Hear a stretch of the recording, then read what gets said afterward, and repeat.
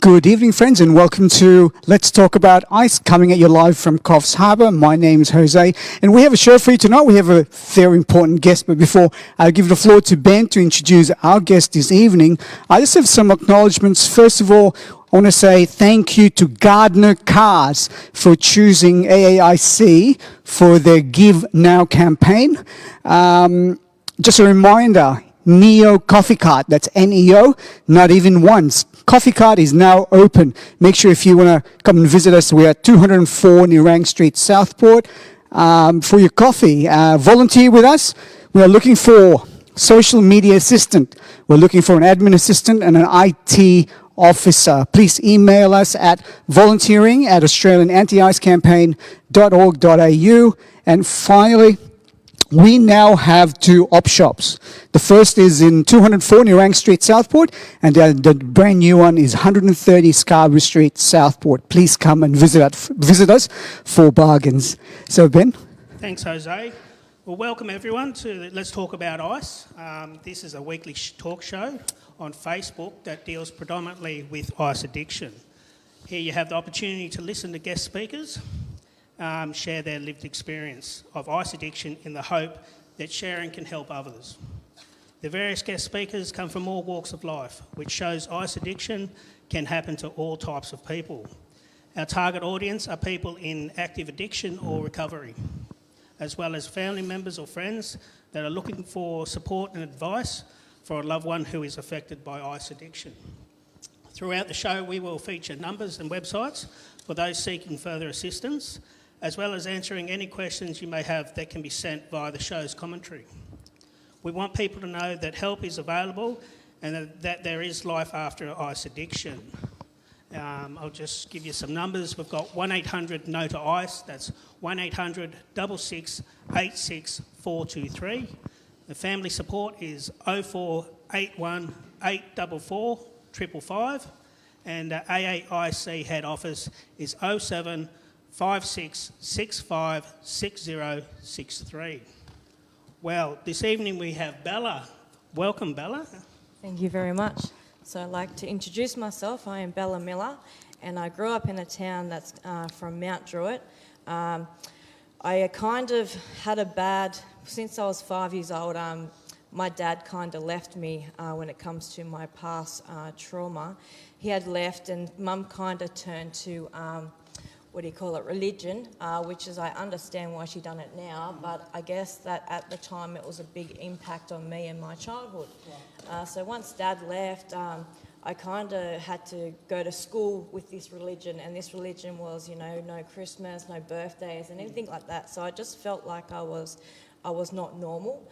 So I lived my life until I was 16, not knowing who I was and not understanding things at school, and it was just a really hard time on myself, So I turned 16, and I kind of turned to drinking, drugs, and anything I could get on my hands, So I started drinking when I was about 16, and it went from drinking to smoking weed, and then from weed to taking pills as well, and pretty much. When I was 21, I tried ice, and that's the biggest one where I kind of got stuck on it, and it's been a big effort to try, because, I was only 21 when I tried it, and now I'm 37. I'm only just coming off it 2.5 years ago, So I went from that, and I didn't realise I had an addiction until I got into recovery. Like, I've quit many a times, but the thing is, I'd last to about, 6 months, and then I'd always go back to it, not knowing that I actually had a problem. So it was a learning process. So 2019, I got to my lowest point, and that was pretty much suicide. Like, I had enough of life. I'm a mother as well, and I've got a son, and I've never put any effort into him. I chose the party life, so that's what my life was about. So 2019, very rock bottom, many attempts at it, but didn't fall through. So this time was going to happen, but something weird happened, and my mate committed suicide, and that rocked me, really rocked me. So from that day, it was on the 28th, I think, and then on the 30th, I turned to recovery. Because of the religious background, I didn't know how to talk to anyone about it. I didn't know how to leave the house or anything like that. So I kind of put myself into training for 2 years. I went through on YouTube and anywhere I could find anything on my disease, anything on my mental health, whatever it was. So I trained for a year, saying in the mirror, you know, I am worthy, because I was so against myself. I didn't know who I was. I hated myself. I look in the mirror and I could not see who that person was. You know, I was very, very, very lost. So I started to, you know, retrain this mind to come out of that old addiction way. You know, if I was partying, I'd drink. If I was happy, I would use. If I was, you know, anything would be using. And I didn't think I was an addict, because I wasn't constantly on it. I wasn't constantly drinking every day. It was like, but when I drank till I had no legs. And when I got no legs, I smoked till I got legs, you know. So it come a problem.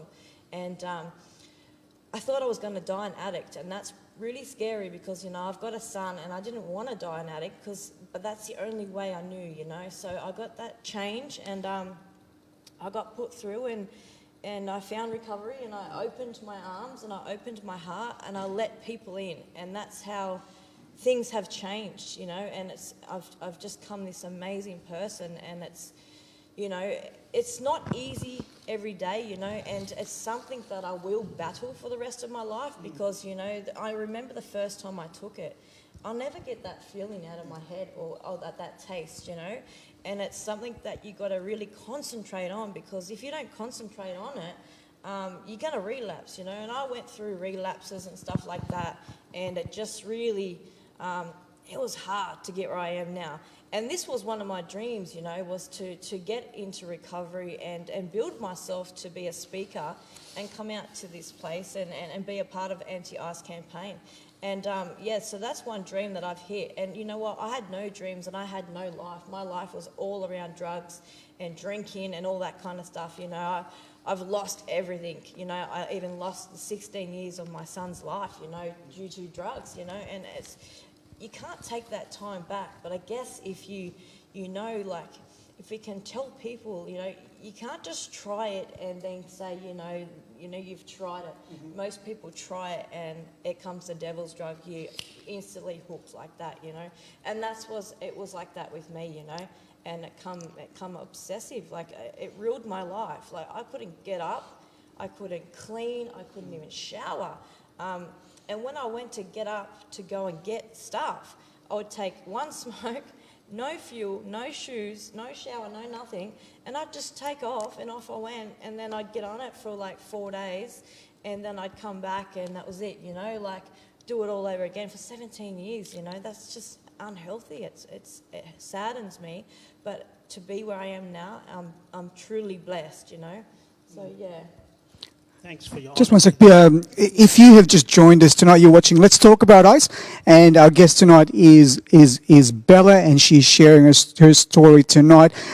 Please, I encourage you to, if you have any questions, send them through, and we will endeavour to answer them. If you have any encouragement for Bella, please send your messages through. If I could just ask you to maybe bring your mic up a little bit higher. Sorry, Ben. Okay, so let's back it up a little bit here, Yeah. Bella. Let's go back to your childhood and your high school years. How was that for you? Well, it was very hard for me because I couldn't stand for the Australian anthem.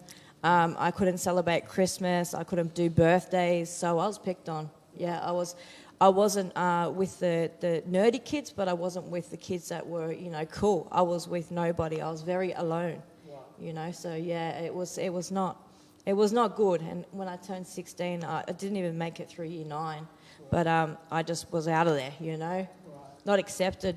Yeah. And so did it begin with the smoking marijuana, you said? So I started with the drinking. I remember I think I was at school actually. I got the little bottles of things. I stole them from the neighbour, and I got drunk. And that's when I was in with the religion with Mum, you know. So it started with drinking, and then I kind of went to smoking weed because I got a job at Macca's. And when I went at Macca's, I met people, and it just went from there, you know. It just got escalated from that to pills to whatever else, you know. And so you said when you first tried ice, you were 21, was it? 21, yeah. And how did that come about? How was that presented to you? Well, the crowd that we were hanging around, it was more the pills and the speed bombs. Ice to us, younger crowd, was like heroin. It was like, oh, that's a scary drug, you know. So I always kept away from it. But it's when I turned 21 and I was actually going to visit a friend, and it was there, and they said, you know, have a try, and I have a try, you know. And I remember the first time I had a smoke, and it just, boom, it's just unexplainable. It just hit something, and I just felt invisible. I went dancing all night. I could talk to people, you know. I'm a very isolated person, so talking to people was never my thing, you know. I had to train myself to be, you know, the person I am today, because I was so, you know, like I was so isolated, you know. So it gave me the confidence to, you know, I talked to people about everything, you know. It was fun. It was, you know, it just gave me that boost and it made me feel good about myself, you know. I always felt low about myself.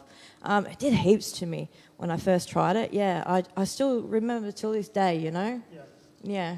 And I guess there would have come a point when it wasn't as fun as what it originally was. 100%.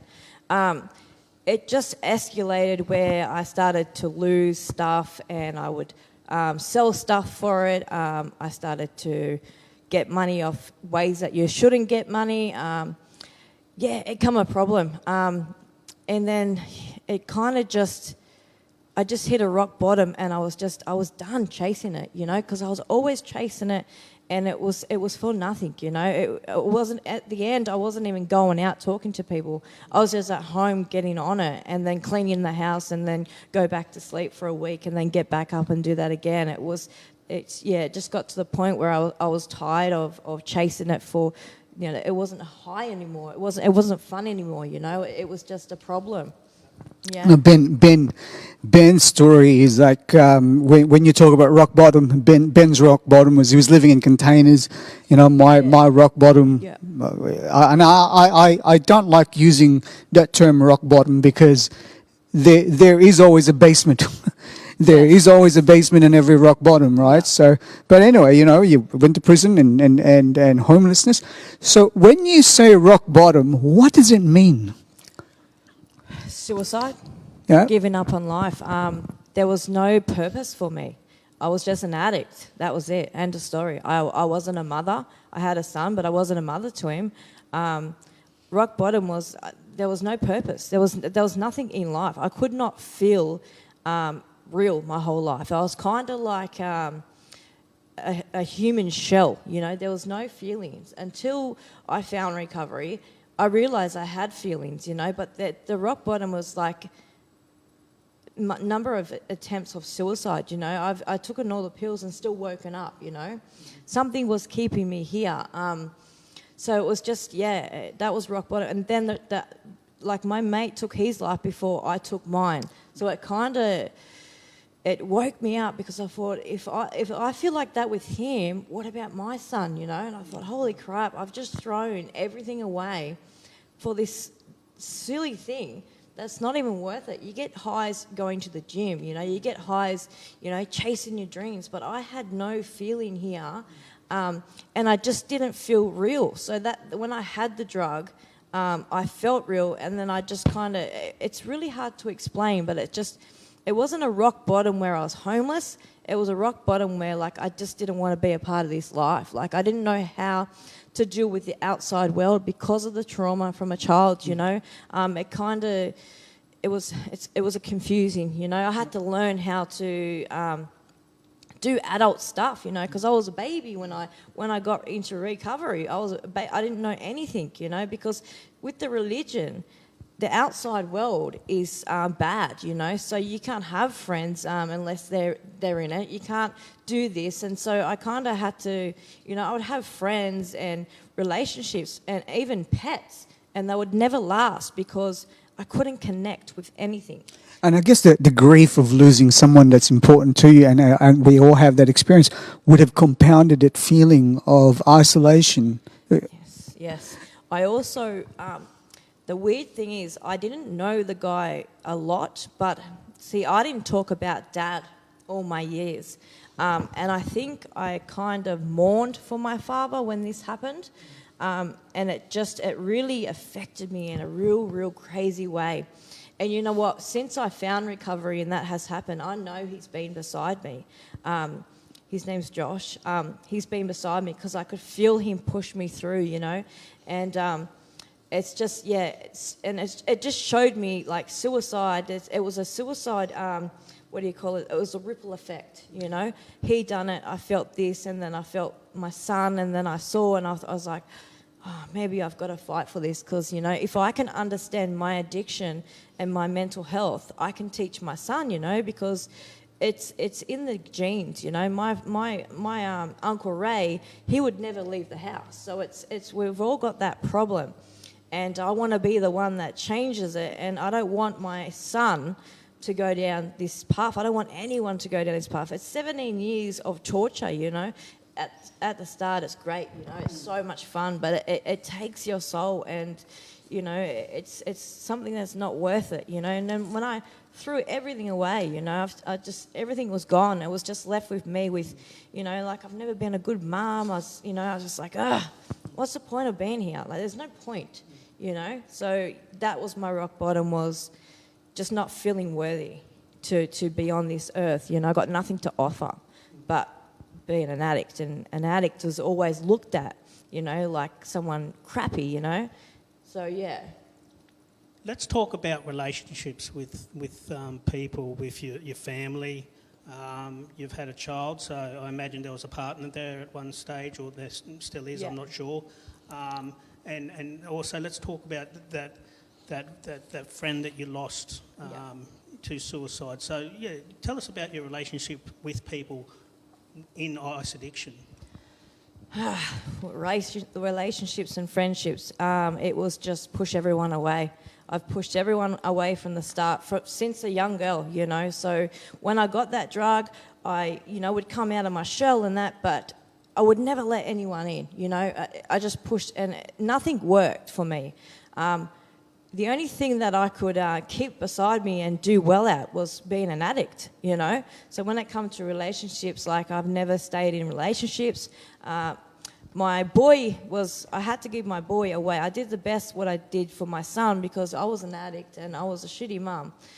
So I gave him to his dad to have a better life, you know, and that was a big decision for me. So he didn't experience, you know, those 16 years of torture, you know, like, he's seen some stuff, you know, and it hurts me to think back now, you know.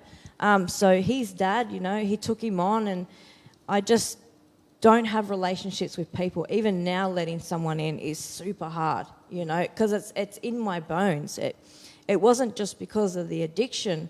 It was trauma, you know, and I had to rebuild myself so I can, you know, get past this trauma, because, you know, you got this trauma that turns you want to mask it, you know.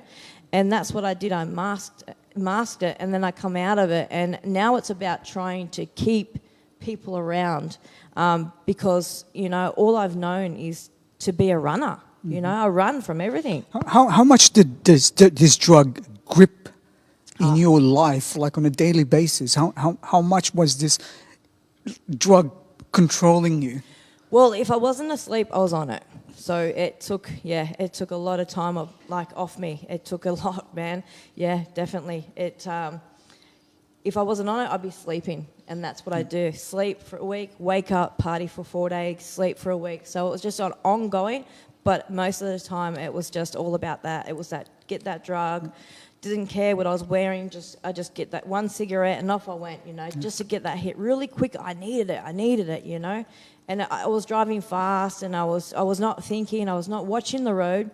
It was just, you know, get there and get the drug so I can satisfy this addiction, you know. And it's just, I think back now, I think far out. So you become you so I guess what we call powerlessness of it all, and your life had become unmanageable, that as a mother you weren't able to manage what it takes to be, or the purpose of being a mother. 100%. So what was the age of your son when you had to surrender custody, I suppose? He was 8. I didn't surrender custody. I just gave him to his dad Yep. because I was planning not to be here Yep. anymore. So how did that? If you go back into that day, Because I've been a suicide person all Yes. my life. So Wow. I was give him to his dad and off I go, like Wow. it's very emotional. yeah, So it was always a plan to kind of take my life. But somehow I just kind of kept surviving and kept going on. And I think, why am I living? Why am I living? And it got to the point where it was a suicide that saved my suicide. Wow. If you understand what I'm saying, yeah. So, and that now to me is I've got to live for my son, Yeah. And I told him, I said, Mum's going on this show. I want you to watch it, and if I talk about you, I want you to understand. I had to give you away at that time because. It was, when you're an addict, you do some bad stuff. Yeah, yeah. He's seen some horrible things when I did have him, and instead of losing him or I wanted him to have a better mum, because my dad didn't want me, so I kind of had that effect. I kind of pushed him away too because of my father, abandoned me, and I thought he needs a better mum, And to be standing today and be proud of who I am is great because, he deserves a great mum, and when he did see it, it would have tortured him, and there was a time where I was going to do it again, and he sent someone in the room, and he saved my life. And at the time I was like, I don't want to be saved, I don't want to be saved. So, yeah, it just, anyway. wow. I know you struggled to define rock bottom, but there it is there. I think it's not instinctively correct for as a mother Yeah. to hand over. Yeah, it's a big decision. So that's a big decision. Yeah, 100%. I just, it's interesting that you sleep for the 4 days, and then I guess you're waiting for money to come into your account or something like that to come up. Let's talk about the lifestyle of that vicious cycle that occurs.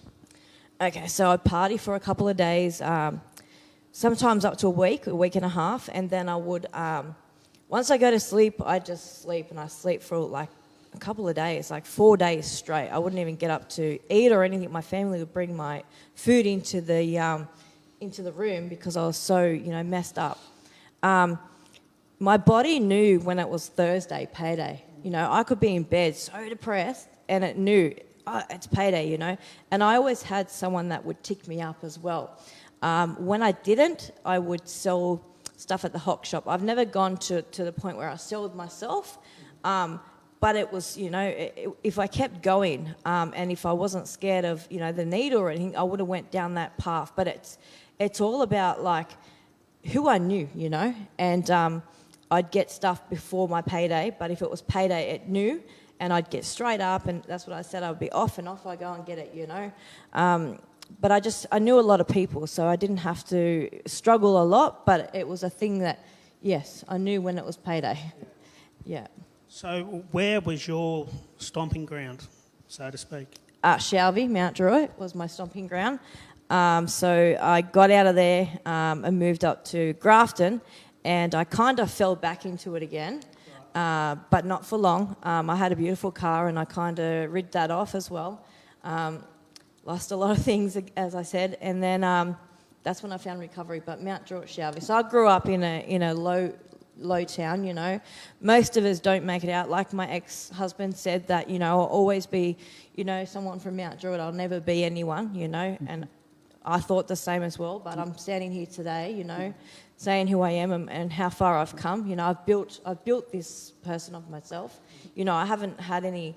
I couldn't let anyone in at the start, so I had to work on me on my own. So I have come far. So I am somebody, Yep. And I believed that for so long because when you normally pumped into your head saying you're unworthy, you're this, you believe it, and that's why I trained myself by saying I am worthy, I am worthy in the mirror Yeah. for 1 year. it turned that around, and I am worthy, you know. I'm not just because I'm from Shelby, Mount Druitt, it doesn't mean I'm nobody, you know. So I stand to say that, you know, like, there is life after addiction. There is a life after a rough area, you know, because it's overtaking this world, Ice, you know, and it's just so scary, and it's just horrible. It's really horrible. I drive people around for a living, and I watch them, and I see their faces, and I remember me, you know, and I think, far out, if I could just show you 2 years in advance of how you can be and how life can be, but 2 years to get to that part is like a life sentence, you know. It's very hard. But I just try and share, like, what I know, because, you know, from someone who couldn't leave the house and have friends, to be here and standing in front of, you know, well, there's no one here, but to be on the internet with my page and that is a huge achievement, you know, and that's what I'm fighting for, you know, to say to everyone, like, you know, I couldn't leave the house, you know. I had to have something to get me out the door to say, you know, let's party, you know, or else I'd just be isolated. I was a little hermit the crab, you know. So, yeah. If you have just joined us tonight, you're watching Let's Talk About Ice, and we are live from Coffs Harbour. I'm Jose, this is Ben, and our guest tonight is Bella, and she is sharing her story of how ice destroyed her life. And that's the first half of it. And tonight, the best part of this program is really about the resilience and how she turned her life around. Now, you mentioned how you loved ice the very first time you tried it. I love it from the very first time I tried it, and I never had any intention of giving it up. And I thought I'd be smoking ice for the rest of my life. And so Ben, you know, so what was it, or at what point in time did you realize, no, this is not for me anymore? I'm going to stop. What was the catalyst that caused the change in mindset? Well, I thought it was when I started my recovery, when I lost my mate, but I relapsed, and that's where I realised that it's not worth it, you know, because I have built so much around me. I've built this structure, I've built this new life, and just for one night to get high and throw it all away, you know, I'm a driver. If I get, you know, pulled over and tested, I lose my job. If I lose my job, I'm going to lose where I live, you know. So it's kind of, that's where that leads, you know. Yeah. And so you decided that time, Yeah. it's now time for me to stop using it. So what did you do to start the process? Well, from the start, from when I first started 2019, I did a diary. I've got this recovery book from day one I started doing, so it's got everything in there. I did everyday stoic. I don't know if anyone knows affirmations. I talk to myself in the mirror a lot. I talk to myself out loud and inside.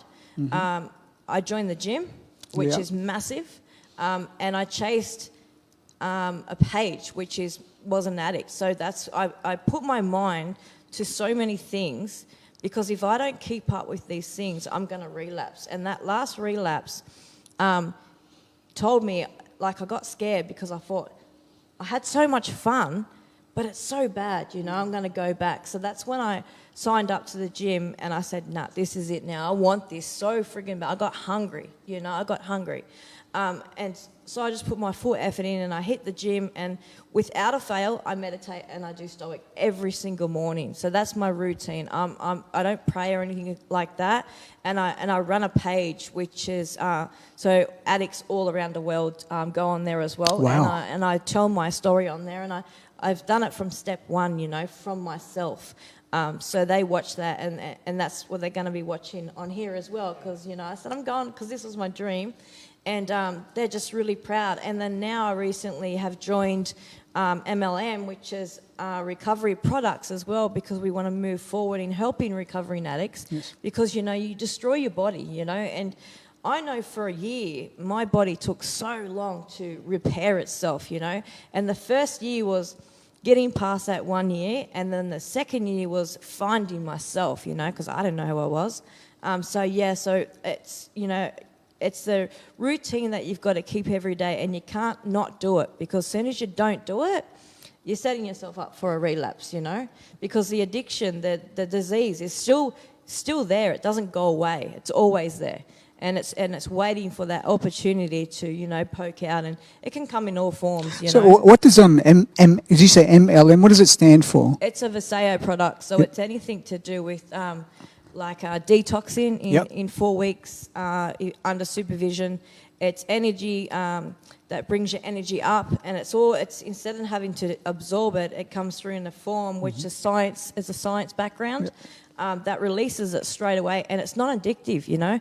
And that's what, like with me, I find anything, and I'll get addicted to it, you know. And I went from because they put me on the methadone as well, you know. So they take you off one drug and put you onto another. Wow, But our they put you on methadone? Wow, who was that? But that was through opiates, because I Okay. was hospitalised for Oh, three right. weeks. Yeah.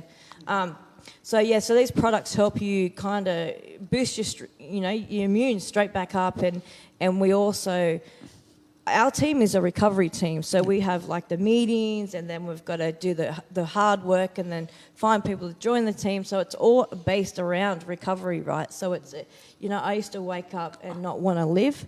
Now I wake up chasing to be a part of this, chasing people to be a board of our recovery background in our MLM and all that kind of stuff. You know, I've got so much to wake up to now, you know, and that's gone from like addict, nobody, to like, you know, just busy, and it's recovery. That's what it has to be. It has to be recovery. And that's helped your recovery. Oh, yeah. And especially that power in sharing. Yeah. How long have you been clean for? So I've been clean for 6 months. Previous that, like I started in 2019, but it took me 2 years to find my feet. It took me 2 years, and my last relapse started this year, and I knew after that relapse that there was something different about it. Yeah, definitely. So now it's just, I know I don't want that. I don't need it. Even when I'm having down days, I used to think about it a lot. Even in recovery, I'd be thinking about it all the time. I was like, fire out, just get out of my head, you know. Now I have down days, I just want to get back to me. You know, I want to feel me again. I don't want to feel down. I don't think, I just have one drink, because, you know, one drink leads to something else, and then that goes from that to, you know, and you can get hooked straight back into it so friggin' easy. Do you know what I mean? And, like, I thought if I give up that, I can drink, but I realised that every time I drank through that first recovery, I would end up on the ice. So I realised I had to give everything away, because everything was a lead up, because I was a person who not needed, but wanted everything. I didn't care if I didn't wake up, you know, because that was my purpose. So I just, you know, I'd Valiums and drinking and ice and just everything under the sun. I don't know how I'm still alive, but I am. And that's how that happens, yeah. We, as addicts, we have to be careful what situations we put ourselves in, and Yeah. like you said, that saying to yourself, I can just have a drink, but it leads to other things. And of course, you would have had time up before that first relapse. How long was that?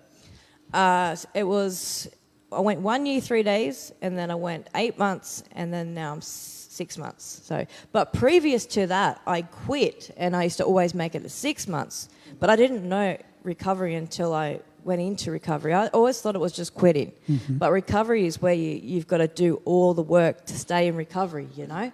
So many a times I've quitted before, but now it's, you know, I've got the date. I even work the steps now, you know. I'm going to NA meetings, which I never thought I would do, but I'm putting in the effort, because, you know, it's that easy to fall back, you know, and I don't want to fall back, because I've pushed and tried so hard, and I've got a boy, he's so proud of me, and, you know, I can't even one drink or anything. You just got to keep your mind out of everything that's naughty, you know. Yeah. So you've got something to lose now. Yeah. Oh, yeah. Heaps to lose. Yeah. Now, it's interesting because you came last week for the first time, and you came to meet us here in Coffs Harbour, and you said that you had been planning this for the last 2 years.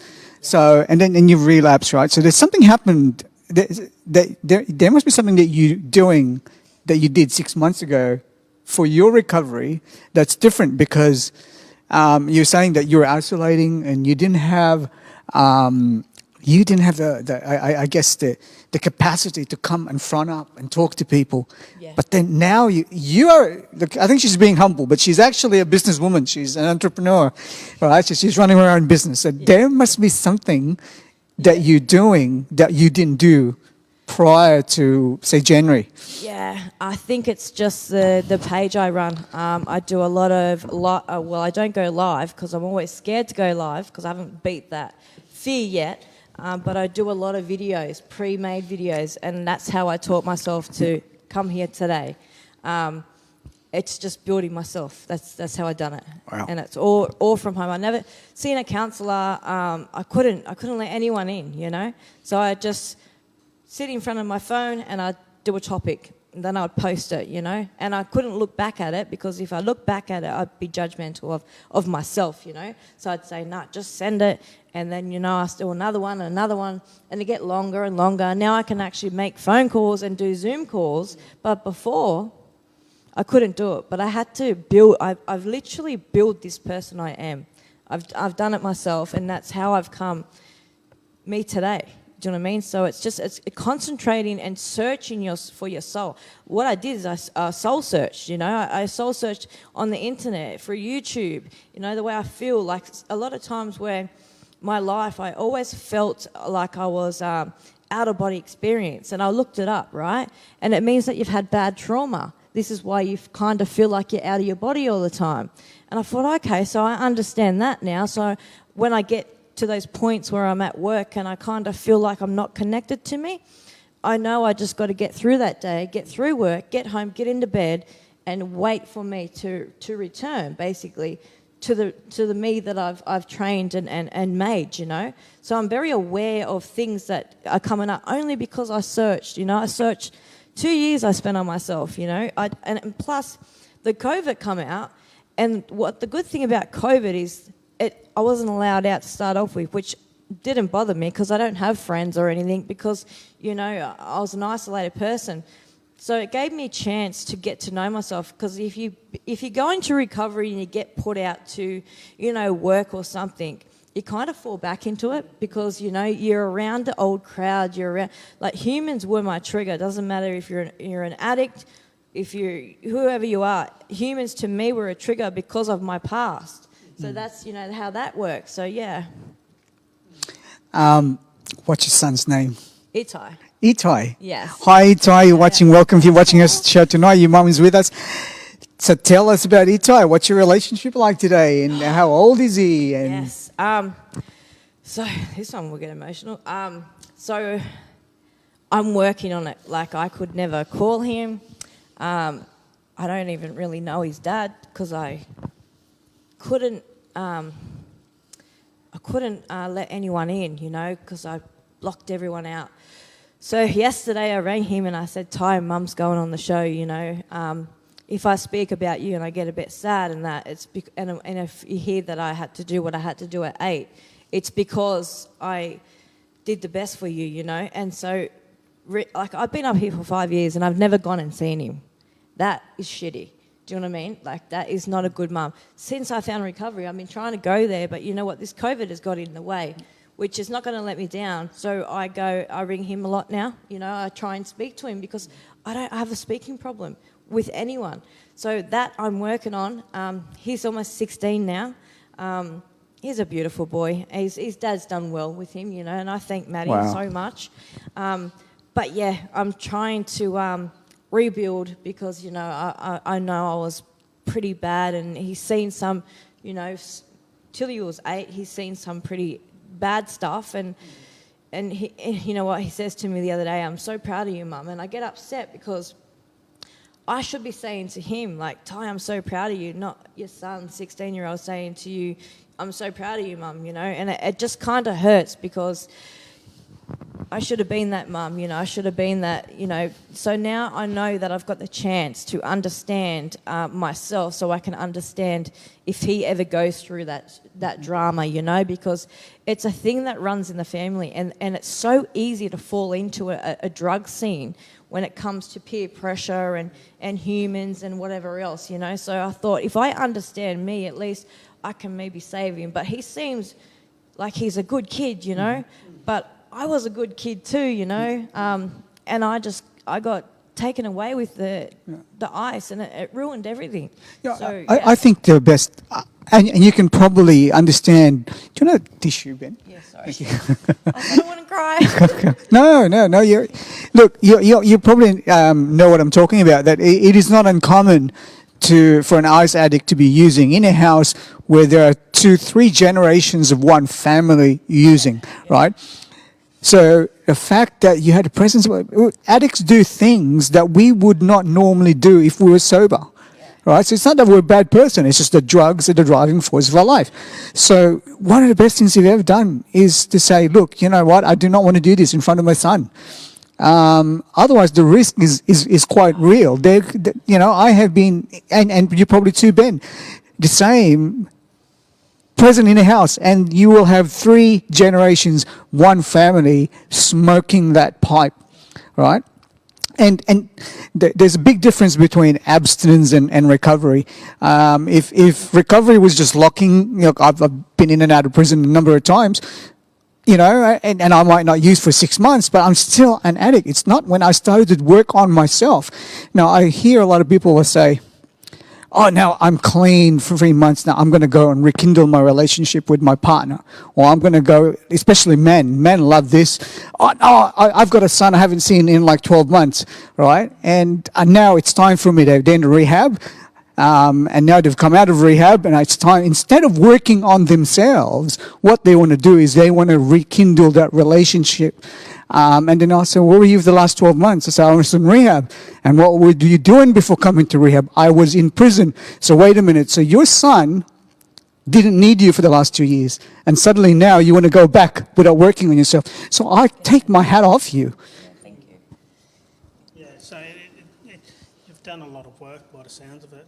And if you say that you're not a good speaker, you fooled us. Because you've really A lot of training. You've done well. And, just meeting you this week and hearing the positive feedback that we get from the anti-ice campaign, you've made it a goal to come on the show. Yes, it was a goal. And here you are. So it's great that you've been able to do that. Tell us something that people that may be watching that don't know about this drug. Oh, geez. It's just, how do I explain that? It's just a drug that you just don't want to get into. It's highly, highly, highly addictive. And these days, they're lacing these drugs as well with fentanyl and all this other stuff. And it's going to end up killing you, or you're going to end up in rehab, or you're going to end up in jail, or you're going to terrorise your kids, and it takes the world away from you. You can be a super mum and hold a job, but your kids are going to eventually know you're on it. And you're when you're sick because you're coming down or whatever, they're missing out, so it has an effect on everything. It nearly took my life, you know what I mean? Like, it took my child's life. 16 years I gave away for this drug. So, like, if I could go back and change it, I would. Even though I've got this story that I can hold and tell people, I'd change it for the world, because it's something I don't want to be a part of. I don't want to know about ice because it's so destructive, and 2% make it out. Do you know what I mean? 2% of people. Mm-hmm. I think the heroin one is 3%. So ice is becoming worse than heroin. Do you know what I mean? So it's just no to ice. That's exactly what you say. 100%. Yeah. What's one of the biggest lessons you've learnt since your ice addiction days, or in life in general? That I'm worthy. That I belong here. That I'm meant to be on earth to be a person, a good person. I'm meant to be a mum. Even though I've got those issues with my past father and the hurt and stuff, I can be a mum. So there's so much to offer now in recovery. And when I started recovery, I didn't know that recovery had so much to offer. I just thought, you can't live life without drugs. It's going to be so boring. Like, what the hell? Once you get to that certain stage, recovery opens so many doors. It's amazing, It's opened a lot of doors, and I thought, wow, this is all right, I thought I couldn't be happy. I get up every morning now and go to work, and I don't even have a coffee. like, because I've just got that pure energy from just living and fighting for my recovery. Do you know what I mean? So that's what it's got to offer. And if you're out there trying to give up, like, just keep fighting.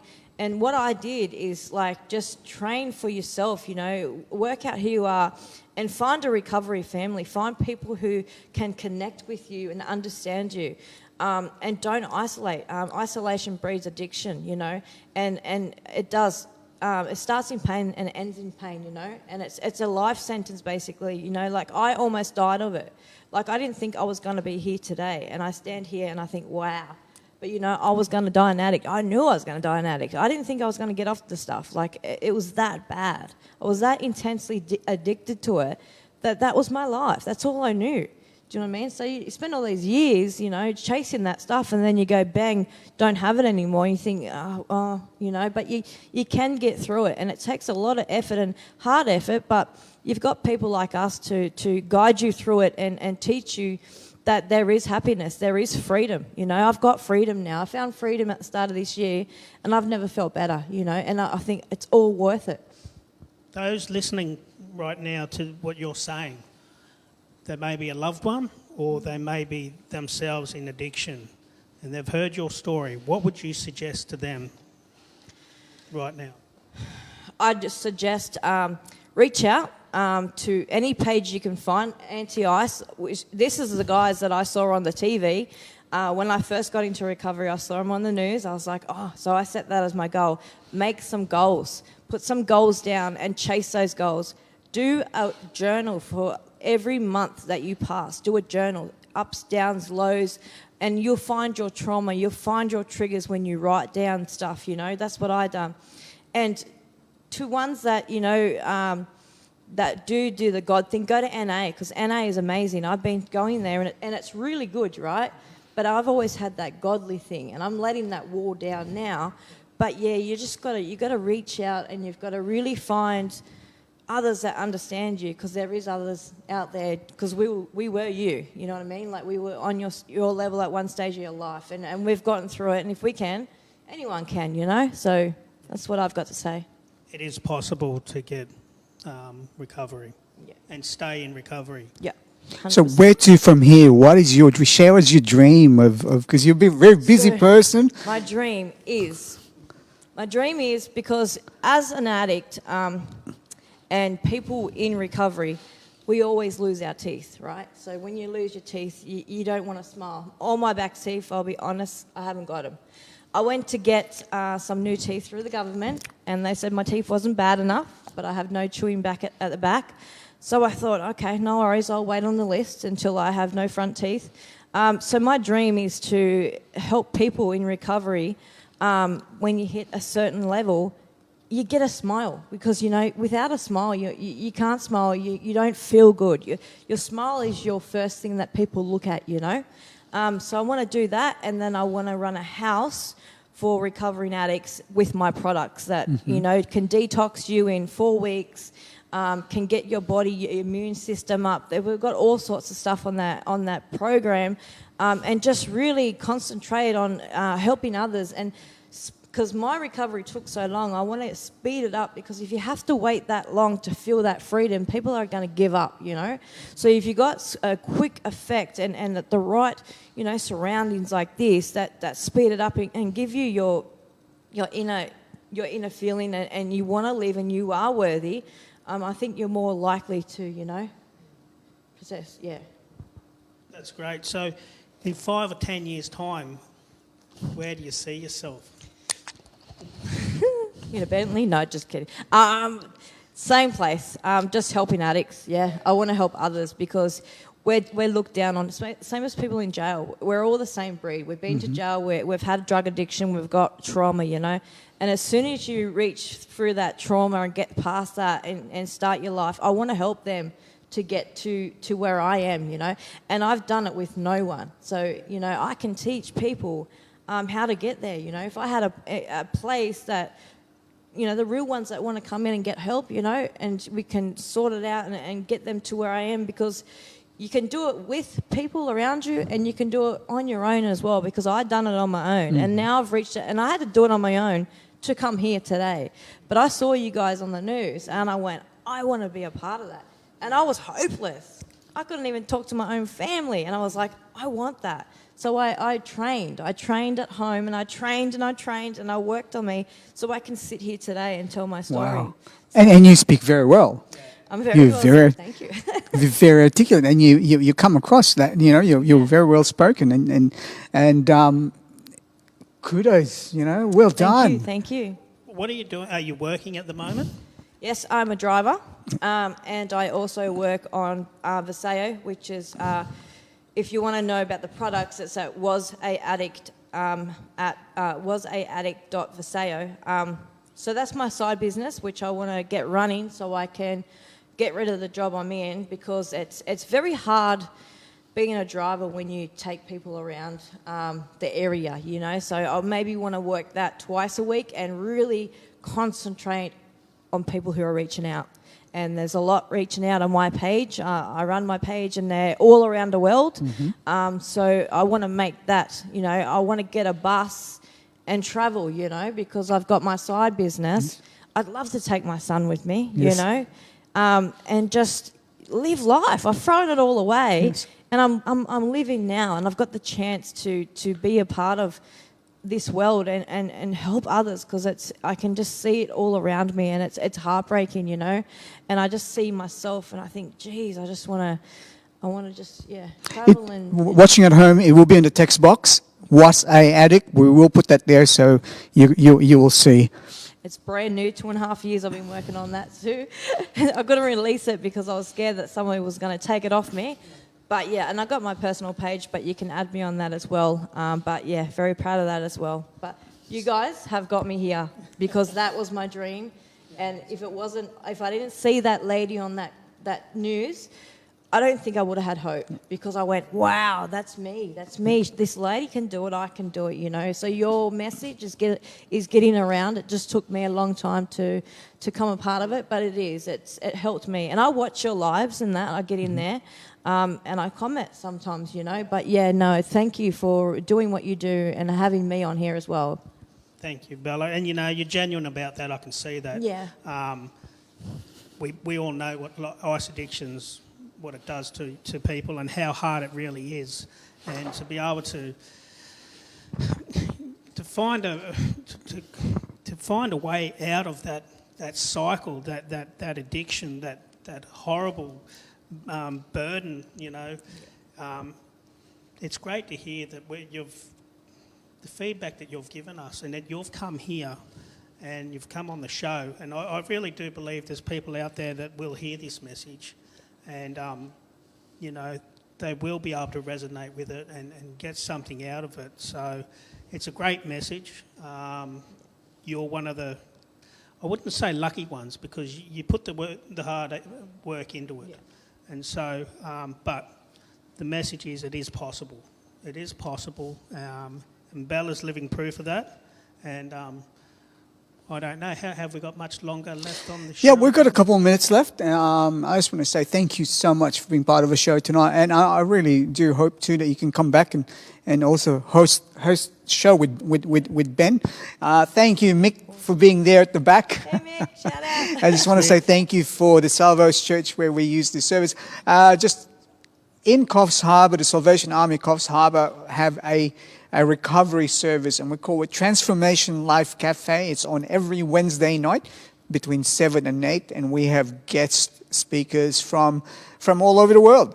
People who have gone through addiction or food eating disorder or codependency, and they speak about their experience and how they changed their life as a result. One more thing. So if we have an audience that, if you have an advice to people out there, kids, who are experimenting or thinking that they can just try ice just one time, what would you say?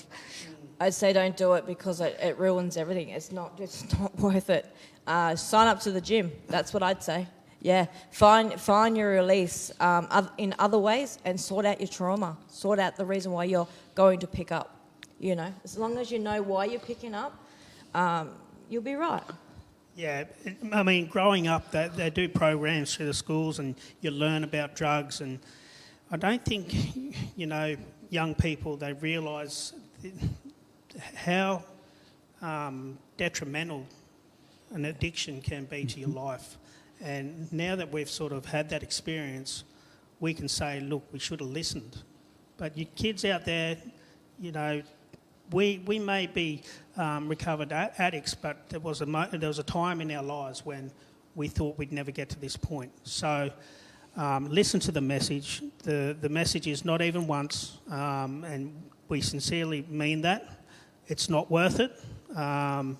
For any fleeting moment of joy that you get out of it, there's a whole array of carnage to come after, and you will lose out. So not even once. That's the message, guys. Not even once. Thank you so much, and thank you for joining us, and we hope to see you again next month. Have a good night. Thank you.